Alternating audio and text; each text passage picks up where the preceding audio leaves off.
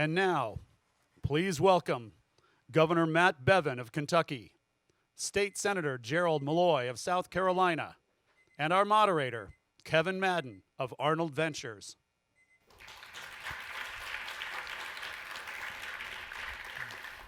Well, thank you so much for that welcome, and thank you, Senator, thank you, Governor, for being here. Also appreciate the remarks of Governor Brown. Governor Bevin, I'm going to start with you. I think it's an understatement to say that California and Kentucky, very different politics, right? Yet, in the remarks that Governor, yeah, right, it goes without saying. But in the remarks that Governor Brown just delivered, he mentioned a couple things. He said liberty, safety, security, right versus wrong. These are universal values that are driving the conversations that we're having now about criminal justice reform. He and I, wrote an op-ed together talking about these exact issues. It's interesting, I will say this, without this, we're not here to talk politics, but it is funny how he's kind of come around full circle. He's a guy who's been around a long time, and I respect the fact that he recognizes that there are certain universal truths, and there are things that transcend politics, and there are things that are just fundamentally the right thing to do. And indeed, the answer to that is yes, we're different politically, but truth be told, as he said, and as is, I think, something we'll be talking about as we move forward here, and is what I hope is a driving impetus for so many of you for even being here. This is about humanity. It's about how we treat our fellow human beings. And people screw up, and people make mistakes, and some of them, as noted by him and by others, and I'm sure by us in the minutes ahead, deserve to be held to account. To whatever degree is appropriate, but what is that appropriate, and what are we truly doing to not just remove people from society, but what are we doing to both rehabilitate them and then re-assimilate them back into society? And these are important conversations for us to have in the next few, but for us as a council in the days, years ahead to talk about as well. So Senator Malloy, when I first started out in politics, I worked for a mayor. And the mayor told me a really great lesson. He said, there's really no Republican or Democrat way to pick up the garbage. That's right. It either gets picked up or it doesn't. As if working in state and local politics, as you confront issues and you look at them outside of the ideological lens or the partisan lens, what have been some of the most important experiences that you've encountered that have informed how you approach the issue of criminal justice reform? Well, let me first say that I've been in the Senate now 17 years. And when I worked on the Senate's reform package in South Carolina, it started in 2009. So I'm from a rural area. In my body, there's 19 Democrats and 27 Republicans. And so basically, they gave me the opportunity to be chair of this committee. It was scary because I thought it was going to be a setup. In fact, I had a guy who was a law enforcement officer that was on my committee, and he says, I'm not going to be a part of a let 'em out committee. And then we started talking about what are we trying to do? And the first thing that I would say is we go back from what Governor Brown was talking about. The politics of the past should never hinder the progress into our future. And what we wanted to do was to take the P out of politics, take the P out of partisanship, and put it into people. As the governor says, is what matters. It's about our humanity. And so we had a committee that we put together, and first of all, we had to find people that had an open mind to talk about the issue. And so we know that there are things that we have that are, they call them minefields and those kind of things, and people were scared of their elections. I start by saying, one, the governor sitting here to my right, he's not afraid. He's got an election in 3 weeks. 2 weeks, 3 weeks? 2.5. 2.5. November 5th. Who's counting? Some coming up soon. Who's counting? But he's here. And when we start thinking about how does the politics matter, it does matter because we have to get reelected. But how do you define politics? Yeah. Priorities. What happens first, second, and third. And so in my state, first we had to look at the problem, that there are problems that we are having. And then we had to get common sense solutions. And so then we start framing the arguments in our committee. And we'll talk about that just a little bit more. I think that what happens is that people had different approaches to it. There was one that says we don't want to be a part of a lock-em-up society, and we had to determine whether we're going to be a rehabilitative society. One young man took it all the way back. He says, well, when they paid the king's ransom, you got to make certain that you free them. And then another one was saying is that, how can we ensure success? Mm-hmm. And so when we started looking at the data, and I know we're preaching to the choir with most of you, but if you think about it, the data should drive it. And therefore, it's not just my idea and that next person's idea. This is what needs to happen. And there's a lot of discussion that we can end up having coming out of it. Well, here's an interesting question, because I think but I'll ask it of both of you, but I'll start with you, Senator. You come from a rural area, but you know what, the votes oftentimes in many state houses are from the areas that are more highly populated.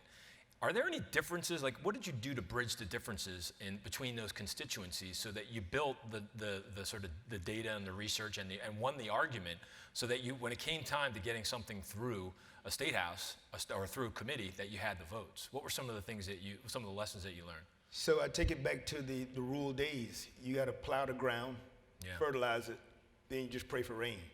And so you start building your blocks and making certain that you got a team that was ready to receive and don't leave anybody out.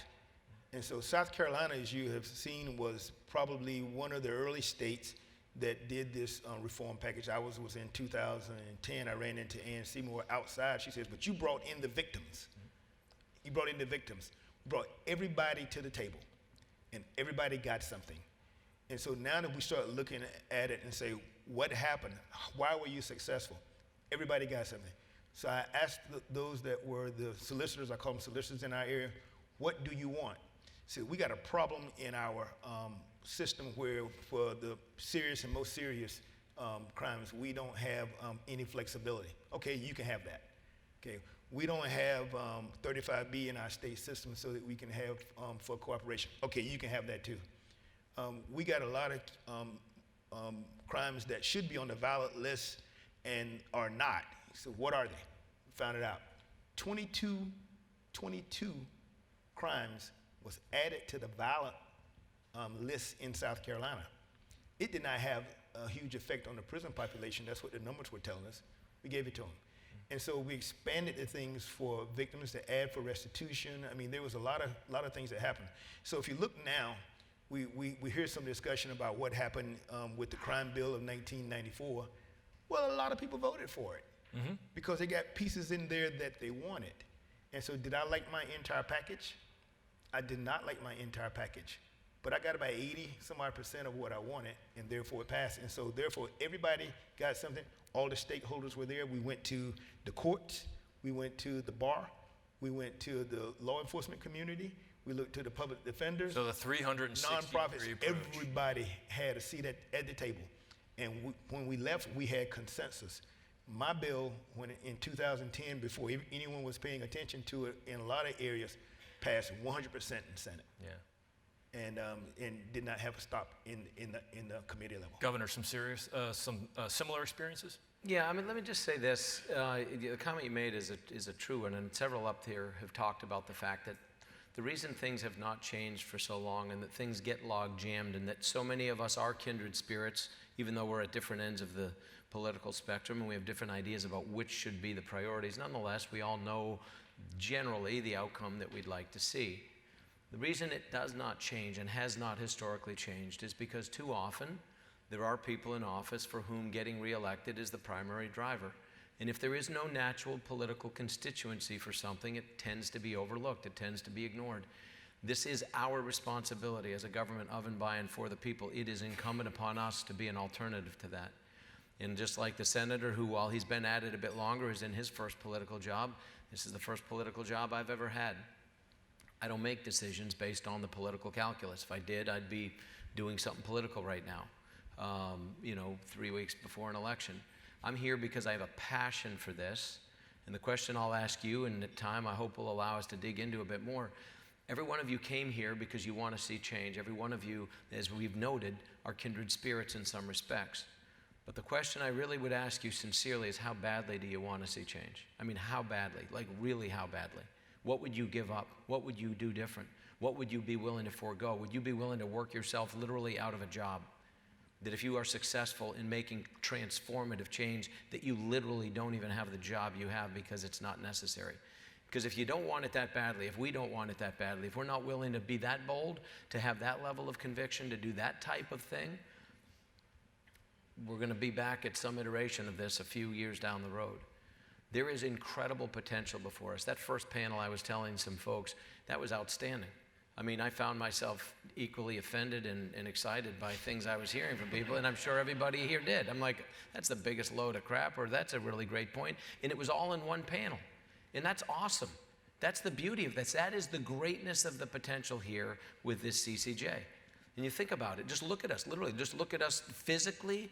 We're different races, we're different colors, we're different genders, we're different ages, we're different ends of the socioeconomic spectrum. We're for-profit, non-profit, public, private. We come from we're all these amazing threads, short threads, long threads, bright threads, dark threads, all these little threads, and we're all asking ourselves to somehow get woven together into forming some kind of a beautiful tapestry. It is entirely possible.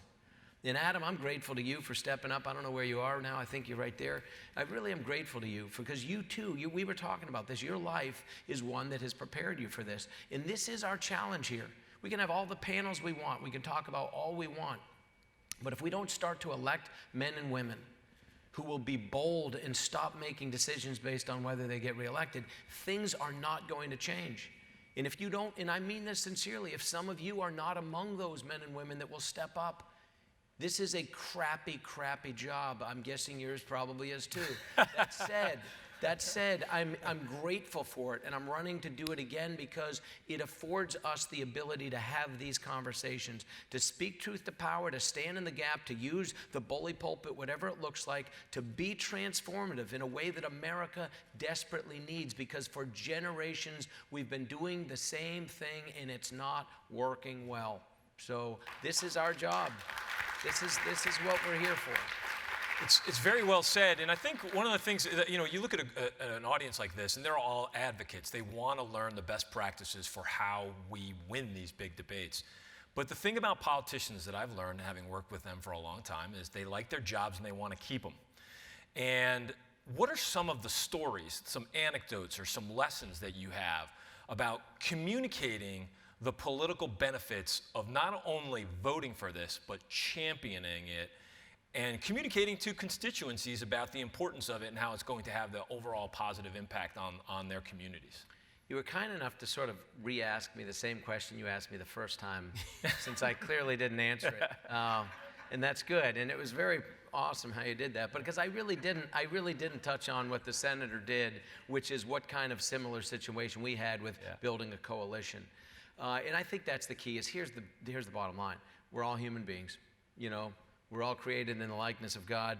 You can believe that, not believe it, but truth be told, we're remarkably alike, no matter where we come from.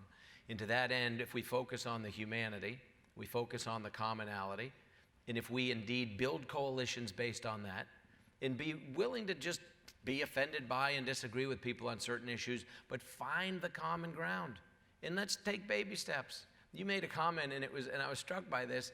You'd said you got to, prepare the soil. I think you said, prepare the ground, fertilize it, and pray for rain. I would, if at the risk of being argumentative, I would extend that to say this.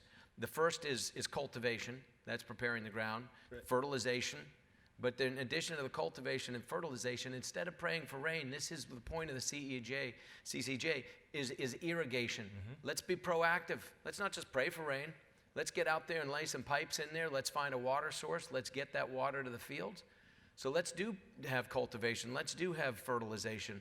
Let's do have irrigation, because that's going to lead to germination. And then these ideas that we have, seriously, all these, I'm as serious as I can be. I grew up in a rural world too, my friend. So I mean, I was just talking water. I'm serious, but here's the thing. But in my world, the water, if Jesus comes, he touches it, he turns it into wine. Well, that's true. That's a whole nother level of conversation I'm not prepared to have at this point in time. But let me just say, in all seriousness, these ideas are all seeds. These are all seeds. And they're of no value. I'm telling you, you could put seeds in a packet in a cool, dry place somewhere in a basement of your home, and those seeds will still be as ready to be planted 100 years from now as they are right now. Or they'll still be seeds. Or they will germinate, and we will bear in generations to come fruit that will come from this. And that fruit will be good policies. It will be restored families. It will be restored communities. It will be restored dignity and hope and opportunity for people that have been marginalized and turned into second and third class citizens through fault of their own, yes, in some measure, but in large measure through fault of the rest of us for not giving them a chance to reassimilate back into society. And so how do we turn those seeds into something that will bear fruit? That's the challenge. So to build these coalitions back to the source, find where there's common ground. Don't fight about the things we don't agree on. One of the first things I did as governor when I was elected, I'm the 4th Republican governor in 100 years. Probably to this point from things I'm saying, some of you are shocked to hear I'm a Republican. And I'll tell you, in all seriousness, you'd be hard-pressed to find a more conservative Republican by the way in which it's typically defined than myself. But I'm also a pragmatist, and I'm a person who believes that this is a nation founded on second chances and redemption. I think we owe this to people in society. And so to that end, then one of the first things I did when I was elected as the 4th Republican in 100 years, and when I only had 44 out of 100 seats in our House, I could have all the ideas, I could have all the seeds I wanted. If there was nobody that was going to irrigate or fertilize, it wasn't going to make a lick's worth of difference. So I had 44 House seats out of 100. So I said, where can I find common ground? And in doing what the senator has done, what your question has asked, I said, one of the first things I'll do is let's talk about expungement. We passed the first expungement bill in the history of our state, one of the most comprehensive in the nation. We just this past year expanded that to essentially cover every single Class D felony in the state with only a couple of exceptions. And then the reality is that we are just, again, every time the sky doesn't fall, take a little more. Find something else you can agree on. It was hard for people to disagree on giving people a second shot. It really was. So find the things we can work on. Let's work on them. It goes back to what I said to some of us the other day. We've got to be successful with this. For all that we're doing to work and to have real roots, and for the CCJ to be here a generation from now, we have to make sure that we have successes coming out of the gate. Small, although then mid-sized, then large. We've got to succeed. So, Senator, one of the big criticisms of Washington is often that we do two things here really well, which is overreact and nothing. And, you know, it's always really important for folks that are outside or inside Washington to hear from folks who are doing good things and making progress outside of Washington. So if you had a message for folks at the federal level about what you could learn from some of the success you had at the state level, what would it be? Well, that's a good question. I don't have the answer per se, but I would just say this. In my state, I talked to my folks in Washington. Mm-hmm. So I passed this bill in 2010. And so one of my senators is a young man named Tim Scott. Yep. And Tim is not a lawyer. And so I called him up and was telling him, I said, you all are doing some work in Washington, and this was a prelude to a first step. He says, well, you know, I need for you to help me. And so, Governor, I sent him so much information from all of the packages that we had in South Carolina. It's not the same, but I gave him summaries and these kinds of things. And so when he talked back to me, he became one of the ones that was talking about it, a leader on it. He understood the concepts. And then he took those concepts that we had in our state. I said, it's working in your state. Because as you saw in our state, we've closed 7 prisons. Our prison population was 25,000 when I started in 2009, 2010. It's down around 18,000 now. And we did not do enough. And if you think about what happened was, well, the employees, they did not leave. They put them in other facilities. We had maybe $500 million in cost savings. But I still work in the General Assembly where I don't get a chance to really control the budget. And so the budget comes in, it's another item altogether. Mm-hmm. And so we have not, and so we have to have a real conversation here, is that the money that we've saved, we've not reinvested it. And you say, and so we're getting back to what happens in Washington whenever they have differences. I have a difference in South Carolina. Mm-hmm. And my issue in South Carolina is that let's take what we have saved and reinvest it and put it in there. Let's see if we can end up doing more. And the answer is that we do not. And so I don't know if there's something to learn there. I will say this, and the governor and I were back there. We're sort of arguing this to see who sit in the center. He was a center fielder when he played baseball, and I was a center fielder when I played baseball. He said he was fast, I was slow, and he had a good arm. I did not have a good arm, but I could hit. And so now when we come here, a Republican and a Democrat, and we're seeing how do people come together for the same idea, to the same thing that you want to end up moving forward. So you just think about it. All of us, we probably agree on a large percentage of things. That what we want for our family, we want to be able to educate our children and all of those things. Then what are our differences? Probably not a whole lot. And one of the things that I would say to you on this issue is that as a legislator, I am probably one of the least smart people on criminal justice issues in this room. Maybe I don't know a lot about it, but I have the ability to listen to others and let them tell me what they want and what they would like to end up seeing. And I have the ability as a chairman of a committee, if I have a retired police officer there and I have a person that is very much an advocate for victims, for law enforcement or whatever, I'll have the ability to say, well, y'all sit down and talk about this issue. And so the way that we got our bill passed back during that time is that we had unanimity. And if there was going to be an issue that was controversial, can we put that one aside for a period of time?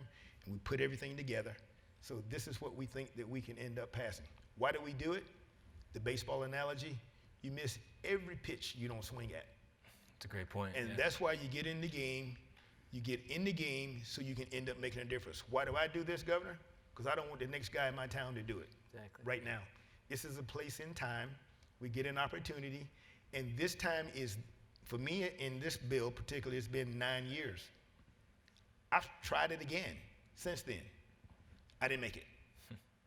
So a point in time is that I got a chance to pass a bill in 2010. I never forget, on the day of signing, Governor Mark Sanford stood beside me, and whatever you think about Mark Sanford, that's what it is about Mark Sanford.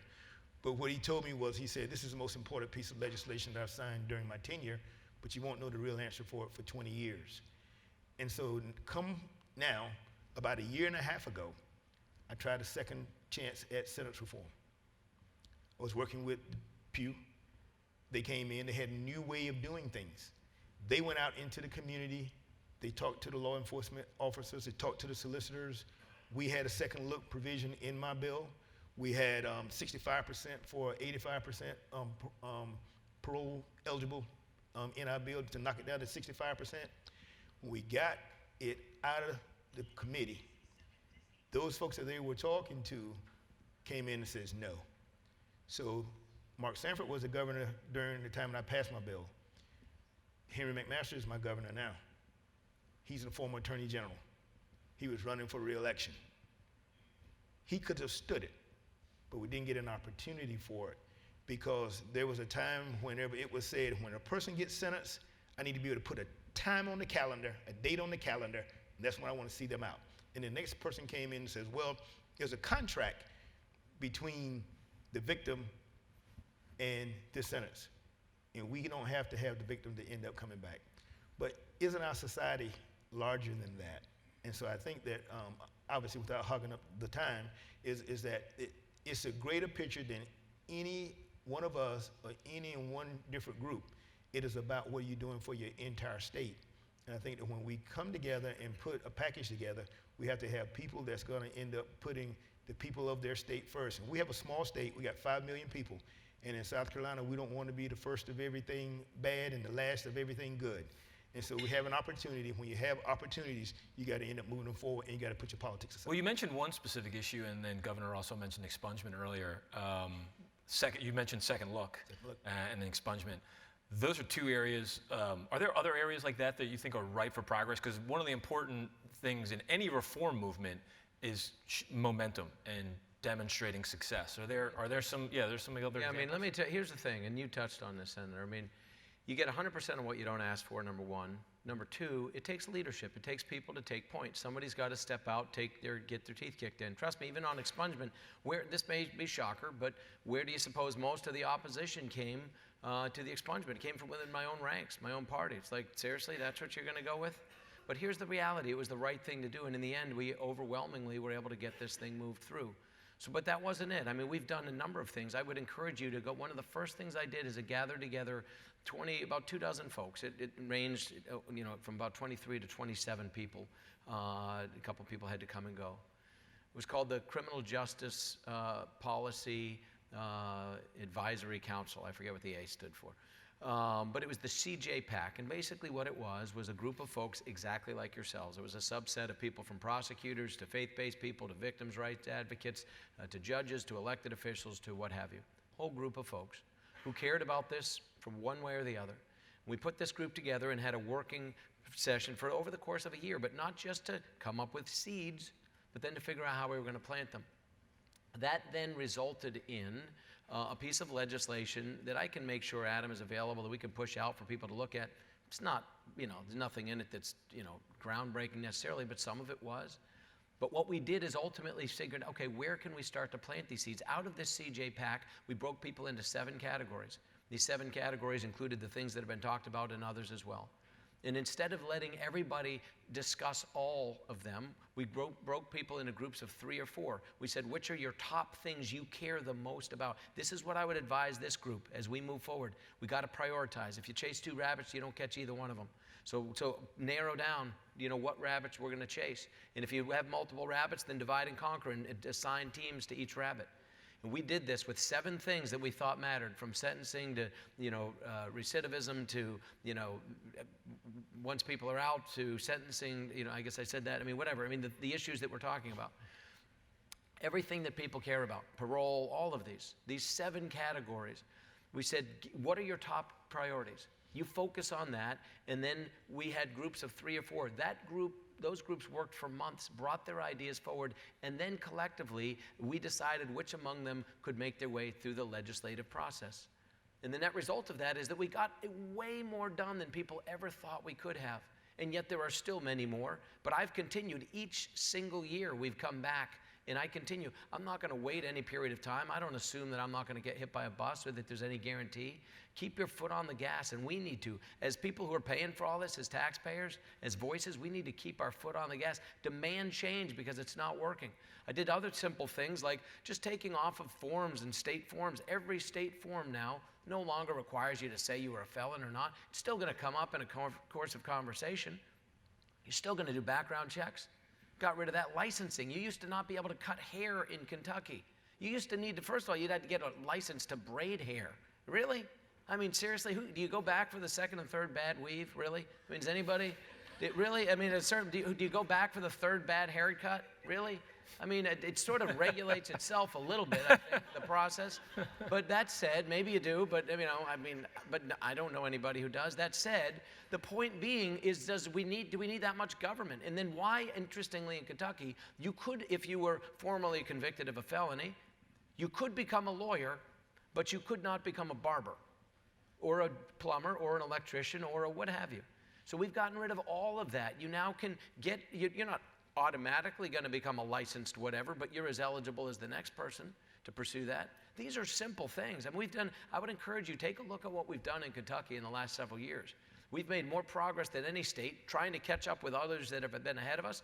Georgia's a good example. Oklahoma, Texas, these are states that have been doing good things. And South Carolina and others have been ahead of us in some respects. We're catching up to and or surpassing a number of states on these fronts. But it takes leadership. It takes someone taking point. It takes someone being willing to get their teeth kicked in. And it takes people not caring about the political calculation. Am I serious about getting reelected? I am. There's never, incidentally, in the history of Kentucky been 2 consecutive 4-year terms of a Republican. So 3 weeks, we'll find out if that changes. But my point is this. I'm serious about it. There's a lot of people who have a vested interest in seeing that happen. But I'm much more serious than us doing what's right in America by so many of our citizens. And I have some thoughts that as time winds down, I want to share in a minute, but I'll let your questions drive this. But I'm telling you what, we spend a lot of money trying to put broken adults back together again. And in the few minutes that we have left, I hope we can talk about how we can really be impactful by going to the source of where this is all breaking down in the first place. Well, let's do that, and I'll talk about that, and I'll set it up by asking that question that we recognize that it is much easier to put people on the right path than to fix broken adulthood and all the costs associated with that. But where is it that you think you can make the best argument? It's not an either-or argument when it comes to about the rights of individuals and also just the efficiency and cost of government and the inefficiency sometimes and high costs of running a very of a poor justice system. Where do you balance that when you're trying to build the political will for these type of reforms?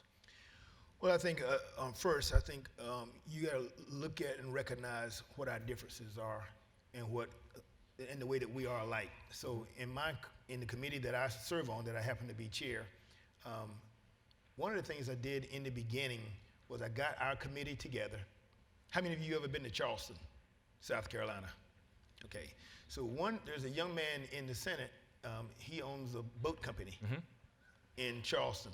So we hired out the boat company, and we took my committee down on a retreat down in Charleston. And so is Jerry Madden here? I think Jerry was there.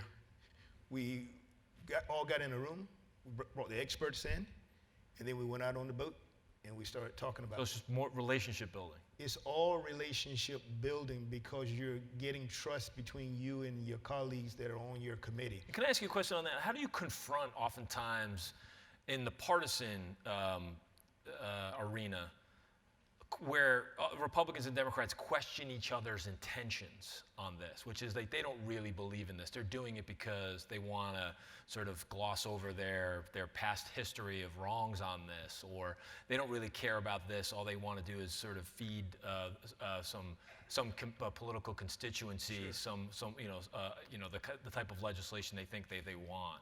How do you confront that? Well, they have a right to question it, and they should.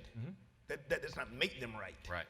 And so what happens is that whenever they started making the comments, if they make comments, well, the first thing that happened is that there was a question to the president pro tempore during the time I was doing it. They said, why would you get African American in South Carolina, Democrat, trial lawyer, to be the chair of this committee? And I told them, I said, it doesn't matter. Stack the committee. We get a committee of 7, put 6 Republicans on it. I'm fine. And if you don't think that you sort of can embrace live the with this, challenge. it is a challenge.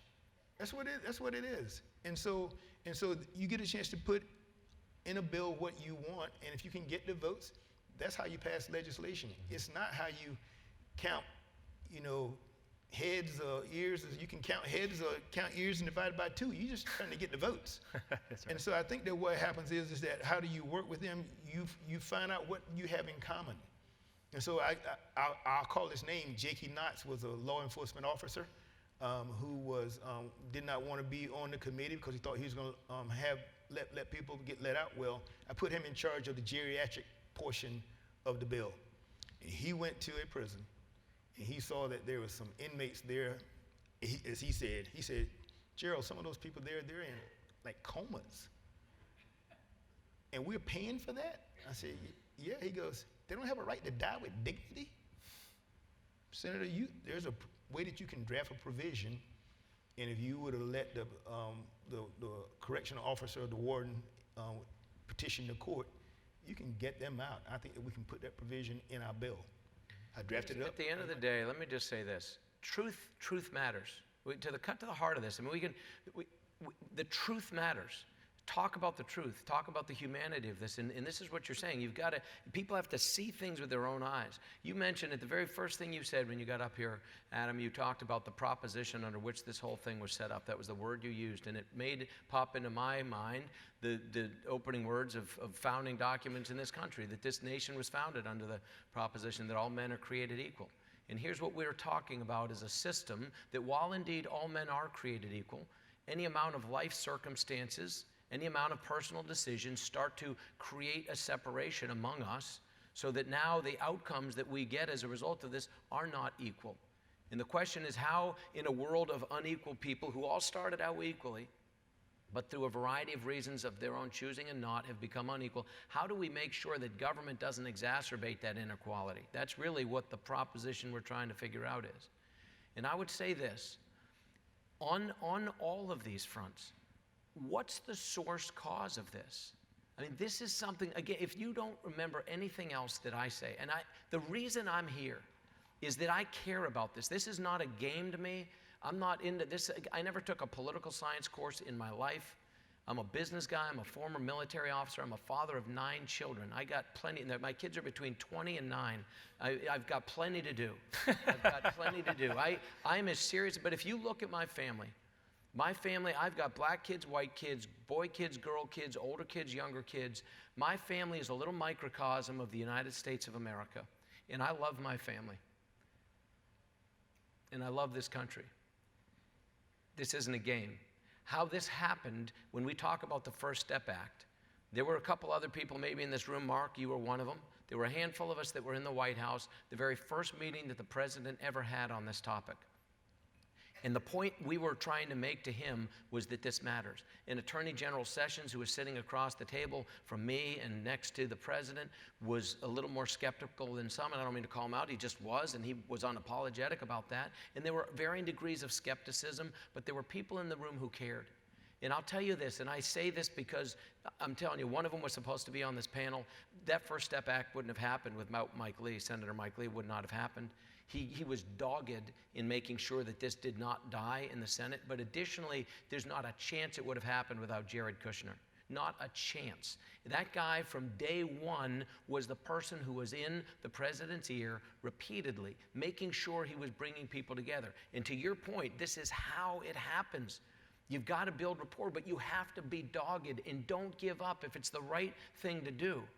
And let me just say this real quickly. And so from beginning to end, to the moment when, and I'm standing there between, Van Jones, Bernie Carrick, and, I don't know who, and Mike Lee and others in the Oval Office as the president signing the First Step Act. It was an amazing collection of people. You're like, how in the blazes did this group come together? It came as a result of doing what you're talking about, is bringing people together, but focus on the truth. The truth matters. The truth will set you free, literally and figuratively in this case. But I want to say something. Please hear me on this. We spend hundreds of billions of dollars trying to put broken people back together. We're wrestling with recidivism and people returning back to society. We're wrestling with homelessness. We're wrestling with addiction. And all of these are costing us collectively hundreds of billions of dollars a year. But I want to share with you just a couple, humor me for 60 seconds. Our adoption and foster care system is so broken in this country, so broken. The government should not be raising children, but the government is raising children. And in our state, it's 10,000. There's 470,000 kids in foster care in the United States. 470,000. When they become 18, they age out. When they age out, they are dumped out into society, and society has their way with people that have been utterly ill-prepared. They have no safety net. They have no society that they can fall back onto or home that they have. And by the time these kids who are 18 when they age out become 19, 31 have had a negative interaction with the criminal justice system, meaning they've been arrested for something or picked up for something, 31%. 54% will never even get a GED or graduate from high school in their lives. More than half of them will become chronically homeless or perpetually homeless. What does this sound like? The very population that ends up populating our prisons. And not shockingly, perhaps, what percentage of the people, of the 2 million that are in prison right now, from jail on up to the federal level, what percentage of them do you think have been in our foster care system in this country? 70%. 81% of the people on death row in this country have come out of our foster care system. We're spending hundreds of billions of dollars to fix a problem that we in large measure are allowing to happen. To say we created it is not perhaps fair, but in some measure maybe it is. We are allowing it to happen on our watch. In our state alone, the average cost of a kid in foster care is $50,000 a year. For the love of Pete, if we can't do something constructive with $50,000 a year, then what in the heck are we doing? That's a lot of money. We spend money there allowing them to break. In our state, we have 2,500 kids even now yet eligible for adoption. We have 6,500 houses of worship in our state. And I would bet proportionally we find the same things. We're not all people of faith, but many of us are. How in the world of faith-based environment alone can we not find one home for every 2.5 houses of worship in this state? I don't care your creed or your denomination or whatever.